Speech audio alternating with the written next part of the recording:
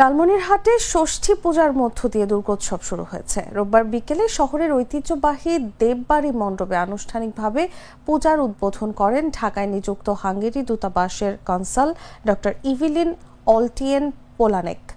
দেববাড়ি পূজা মণ্ডপের সাধারণ সম্পাদক শ্রী জয়ন্ত কুমার দেব সহ সুইডেন প্রবাসী বিশিষ্ট অর্থনীতিবিদ শহীদুজ্জামান কাকুন, চট্টগ্রামে হাঙ্গেরি অ্যাম্বাসির কনসাল মোখলেসুর রহমান লেনিন প্রমুখ উপস্থিত ছিলেন।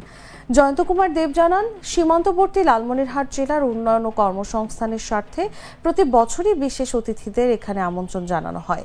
মণ্ডপের প্রধান পুরোহিত শ্রী রণেন্দ্রনাথ চক্রবর্তী বলেন, এবার মা দুর্গা গজে এসেছেন আর বিদায় নেবেন দোলায় চড়ে।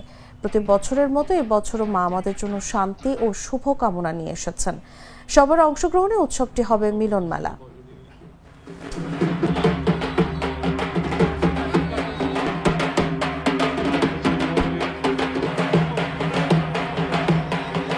দুর্গাপূজাটা প্রতিবার আমার কাছে খুব স্পেশাল, কারণ আমার বাসায় পূজা হয়।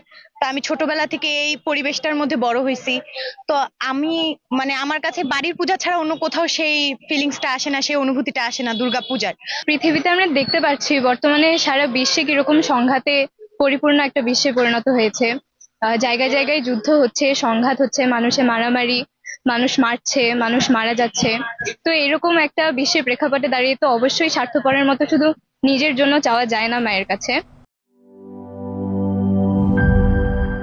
বান্ডেল থাকলে প্রতি সেনমানিতে টাকা বাঁচবে।